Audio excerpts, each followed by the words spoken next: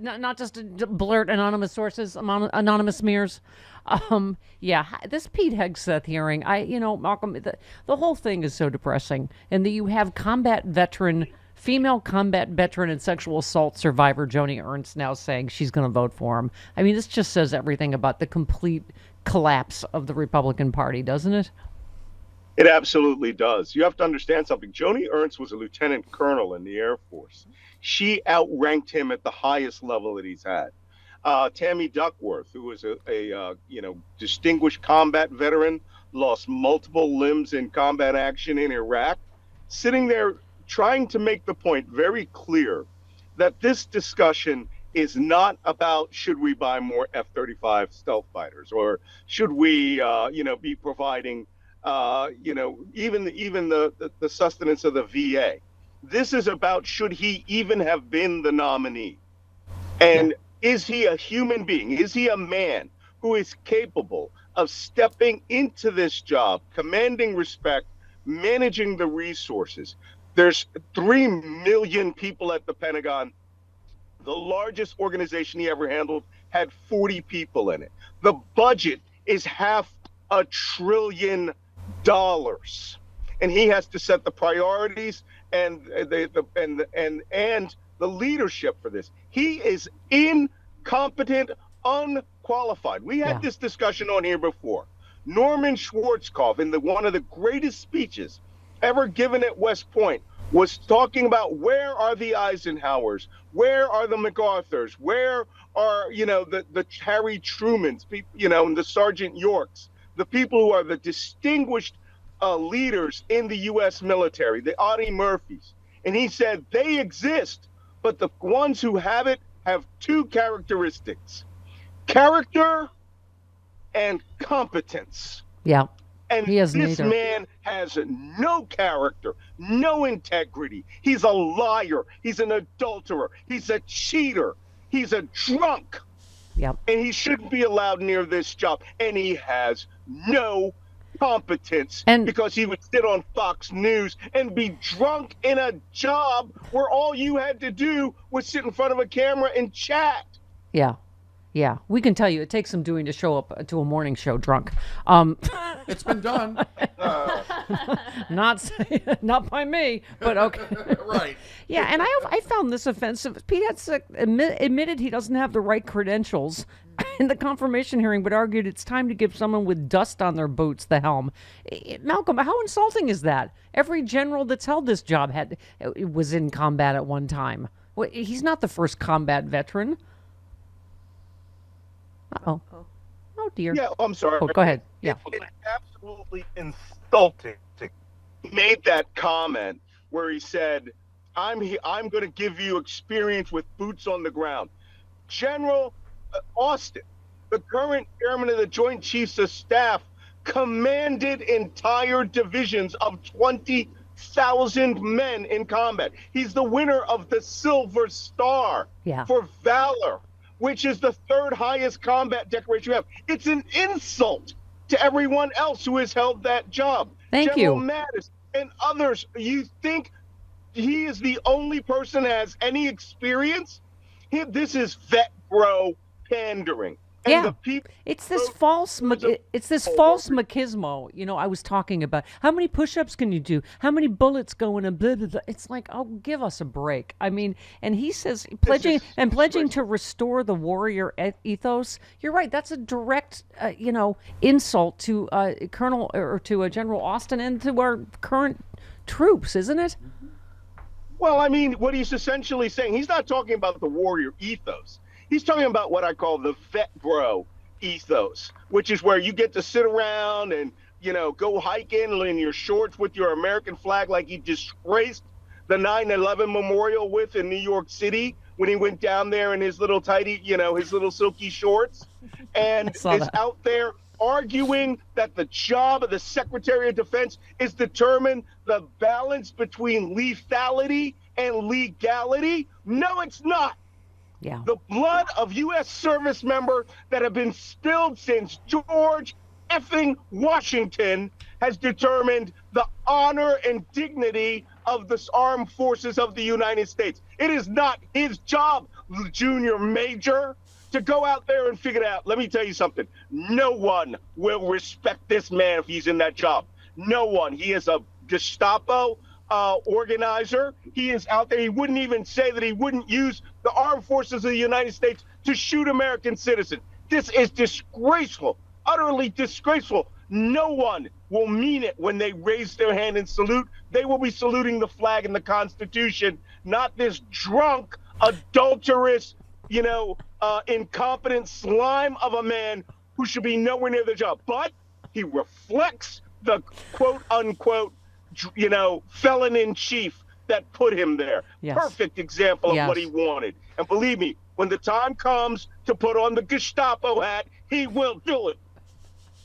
Malcolm, I need you to loosen up, come out of your shell a little bit this morning. Yeah. Okay. Yeah, he's being very demure. Okay. Yeah, but speaking of false machismo, he's just a whiny little bitch like all the rest of them. He slammed the liberal media for a coordinated smear campaign against him. Oh, check this out. Hang on. You ready? He said, what we knew is it wasn't about me. Most of it was about President Donald Trump, who's had to endure the very same thing for much longer amounts of time, and he endured it in an incredibly strong way. Yeah, what, because he's a rapist too? Allegedly. Adjudicated. Whatever we're supposed to say now. I mean, seriously. They're all whiny victims, aren't they? Well, this is that whole discussion about character and integrity has gone out the window. At one point in my life, I used to be a quote unquote Republican, right up until they started showing hypocrisy about oral sex, right, with Bill Clinton. Right. And now all manner of dignity, integrity, self-worth is gone. You have to be a rapist to have a job with them. You have to be a felon to have a job with them. You have to be a person who will lie. You have to be a person who will cheat. You have to be a person who will screw over other American citizens. And you know who will be waiting at the very turn to blackmail us with this, with some other information? Our enemies. China, Yep. Russia, Iran, they are laughing at us right now because they have put in essentially a junior, a junior, Hitler-Jungen executioner is what Trump thinks that he's putting in office. You retweeted Ron Filipowski, who said Hegseth says he's going to make DOD apolitical, nonpartisan, while nearly every sentence he speaks at this hearing is highly political and partisan, with repeated attacks on Democrats and liberals. I mean, if I'd hear one more lie about Afghanistan, he is literally he's a human Fox talking point, right? I mean, these hearings, Malcolm, I was saying, he didn't answer one question, really, did he? No, he was quite well briefed on how to deflect and, every question that was put to him and his invocation of our Lord Jesus Christ, right? And the children, the man is asking him about adultery. Adultery is punishable by the Uniform Code of Military Justice. Every officer who comes into the United States and swears and is given a commission is sworn to uphold their fidelity, not only to the nation, but to their spouses. And this man had cheated 3 times, right? Has a credible rape accusation with the third woman while he has just given birth with a second woman. Trump must have thought, this is an incredible achievement. He, is just my kind of guy. Well, you retweeted like I said, this toxic vectro masculinity of I can do who I want when I want, still maintain the facade of having a Christian family. These people are the furthest things from the teaching of Christ, but to each other, they will sit back and laugh and drink, and this thing will be, it's a foregone conclusion. This thing will be one of the crowning achievements of the fall of the government of the United States and its moral clarity. Done. You reposted about Gretchen Carlson's, former Fox anchor, saying they should allow the victim of the sexual assault to testify anonymously at the confirmation hearing. She said the alleged survivor must be afforded the opportunity. I just asked Senator Whitehouse that yesterday. As you've often said, Malcolm, Democrats got to start playing hardball. They really do. No. Democrats need to start being outraged and stoke our own outrage machine. The problem is that 90 million people who didn't vote. Okay, didn't vote because they weren't hearing anything. All they were hearing was the economy was horrible when the economy was the greatest economy in 50 years. Yeah. All they kept hearing was Joe Biden was sleepy Joe Biden, ha, ha, ha, when Joe Biden was taking care of them in business. And all they were hearing was the propaganda that Trump is a billionaire who has money and they're all going to get money too. We do not play the game of meta-narrative framing. This man is a drunk, possibly a rapist, incompetent. And it doesn't break through because, I'm going to tell you right now, because our congressmen and senators want to speak politely. They don't want to speak directly. They don't want to tell the truth. They want comedy. C-O-M-I-T-Y comedy. It's turned into comedy, C-O-M-E-D-Y comedy.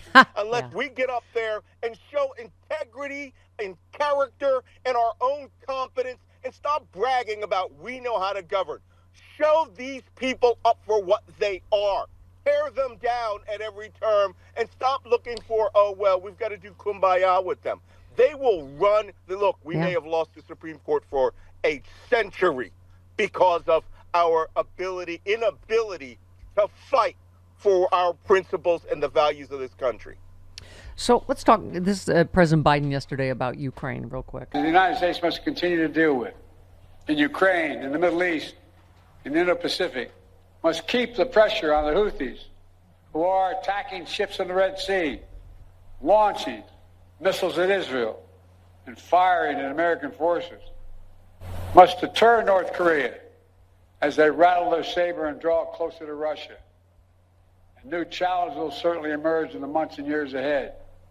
But even so, it's clear my administration is leaving the next administration with a very strong hand to play. Yeah, thank you. Malcolm, it says everything you need to. I don't know if you saw the interview when he said, he was asked again about ending the Ukraine war. And what was it? How many days did he say? And they asked him what the strategy is. And Trump said, well, there's only one strategy. What Putin? It's up to Putin. There you go. Right? Good God, let me tell you something. You guys thought we were having trouble in the Middle East before. This whole philosophy of I'm going to talk to you under the table and see what kind of bribes we can get is going to backfire. This is where the Iranians will come out to us in less than a year with evidence to show that Donald Trump was going to cut deals for Iranian oil or maybe even weapons or allowing them to rebuild some capacity because they flattered him. Having a person like Hegseth in that office, which is a disgrace. Okay? Yeah. At that point, you're just talking that the man is just your bag man with his shoe shine kit who's coming out there to collect money and try to extort our allies for funds.